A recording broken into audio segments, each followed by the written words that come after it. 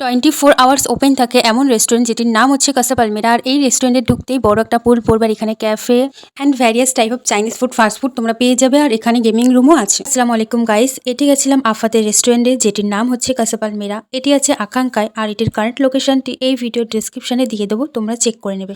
আমরা গিয়ে কিছুক্ষণ ওয়েট করছিলাম আফার জন্য, দেন ফাইনালি আফা পুচকুকে নিয়ে চলে আসলো। এখন আমরা রেস্টুরেন্টের ভিতরে যাবো, আর এটা হচ্ছে রেস্টুরেন্টের বাইরের ভিউ। আর সাজানোটা দারুণ ছিল।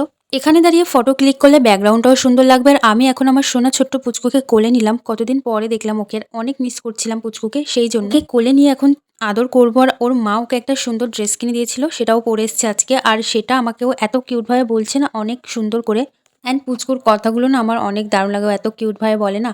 সো ফাইনালি এখন আমরা চলে এসেছি ভিতরে। আর ভিতরে ঢুকতে একটা বড় পুল আছে। রেস্টুরেন্টের একটা সাইড ছিল ক্যাফে, আর অন্য সাইড ছিল fast food with Chinese food. আর এখানে বাইরে বসে থাকারও জায়গা ছিল। এখানে খুব দারুণভাবে অ্যারেঞ্জমেন্টগুলো করা ছিল। উপরের সেকশনে পরে যাচ্ছে, ওখানে দেখার অনেক কিছু আছে, সেটা আমি পরে তোমাদেরকে দেখাবো। আগে তোমাদেরকে দেখাই ক্যাফে। আর এখানে খাওয়ার জন্য পেয়ে যাবে various type of coffee, various type cake, pastry, even এখানে সব রকম ফ্রুট জুস পেয়ে যাবে। অ্যান্ড আমরা এখন বসে পড়েছি। আর ভিতরটা দেখো কত সুন্দরভাবে সবটা ডেকোরেট করা আছে। আমি আম্মু একসাথে বসেছিলাম, অপোজিট সাইডে ভাই আফা আর পুচকু বসেছিল। আর ভিতরটা দেখো কত দারুণ লাগছে। অ্যান্ড এখানে আমাকে আর আমার আম্মুকে কেমন লাগছে অবশ্যই তোমরা কমেন্ট করে জানিও। আর আমি জাস্ট সিম্পল সেয়েছিলাম। অ্যান্ড আজকে আমি হিজাবটা অন্যরকমভাবে করেছিলাম। কেমন হয়েছে আমার হিজাব করা সেটাও তোমরা জানিও। অ্যান্ড আমার আম্মুকে কেমন লাগছে সেটাও জানিও। সো এখন আমি পুচুর সাথে কথা বলছি, বাট জানি না ওর কি হয়েছে, হঠাৎ করে মুড চেঞ্জ হয়ে গেছে। অ্যান্ড ওর মুড খুবই সুইং, কখন পাল্টে যায় বোঝাই যায় না। এখন চলে আসছি কে কে খাবো সেটা অর্ডার করতে হবে, বাট এটার দায়িত্ব আমার আফা আমাকে দিল, বললো কি কি খাবি সেটা দেখ। সো ফুড মেনু দেখে বুঝতে পারছিলাম না কি খাবো। দেন আফা বলল আমি এসে সবসময় যেই কফিটা খাই, চল আজকে সেটা তোদেরকে খাও। যেমন কথা তেমন কাজ, আফা গেছে অর্ডার দিয়ে আসতে। অ্যান্ড আফা চলে এসছে, অর্ডার দেওয়া হয়ে গেছে। দেন কিছুক্ষণ পরে কফি চলে এসছে।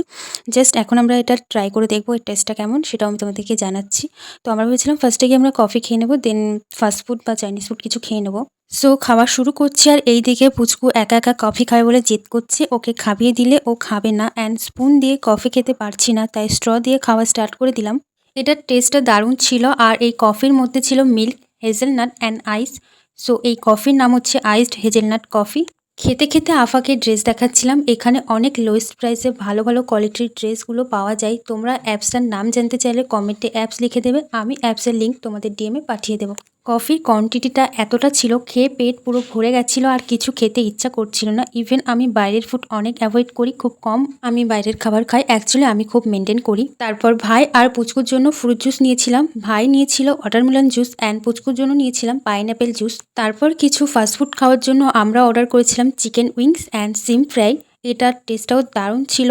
আর কাসা পালমেরার সমস্ত খাবারই ফ্রেশ অ্যান্ড ডেলিসিয়াস হয়। তারপর খাবারটা স্টার্ট করছে। আর এই দুটোর টেস্টটা অসাধারণ ছিল, জাস্ট খুব টেস্টি ছিল।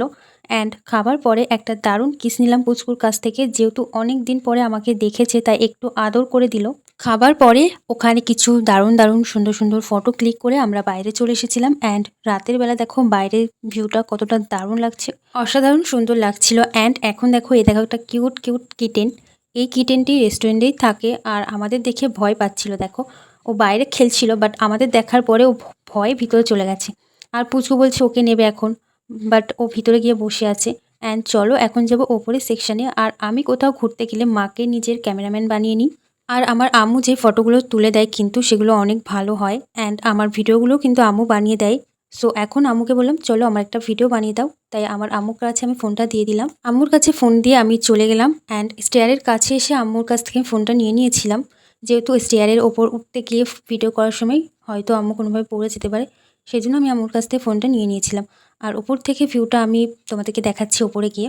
এখন স্টেয়ারের ওপর দিয়ে আমরা ওপরে যাচ্ছি। আর আফা আর পুচকু যাচ্ছে, আর আমার ভাই আগে ছিল, ও আগে চলে গেছে। ওপরে গেমিং রুম ছিল, আর এই সাইডটাই ছিল হুক্কা লাভারদের জন্য। হুক্কা লাভার যারা তাদের জন্য অ্যারেঞ্জমেন্টও করা আছে। ওপর থেকে দেখো ভিউটা কতটা দারুণ লাগছে। আর এখানে কিন্তু কিছুক্ষণ আমরা বসেছিলাম আর ফটো ক্লিক করেছিলাম অনেক। সো এখন আমরা নিচে চলে এসেছি, যেহেতু এখন আমরা বাড়িতে যাব। আর এটি কাসা পালমেরার বাইরের প্লেস। আর আমরা ভেবেছিলাম কিছুক্ষণ পরে বাড়ি যাব, তার জন্য আমরা গেছিলাম রেস্টুরেন্টের পাশে একটা food stall and play area ছিল, সেখানে গেছিলাম। আর এখন দেখো আমার ভাই ওখানে গিয়ে স্লিপ চড়ছে, আর এখানে স্লিপ চড়ার পরে ও গেছিলো দোলনা চড়তে। অ্যান্ড আমার আফা পুচকুকে নিয়ে চলে গেছিলো। আফার আর এখানে আসেনি, পুচকুকে নিয়ে আফা চলে গেছিলো। আমরা এখানে কিছুক্ষণ ছিলাম। এখন আমার ভাই দোলনা চড়ছে আর ও আমাকে বলছিল চড়ার জন্য। সো ভাবলাম ঠিক আছে চড়ে নিই। তো আমিও ভাবলাম কিছুক্ষণ দোলনা চড়ি তারপর বাড়ি যাবো।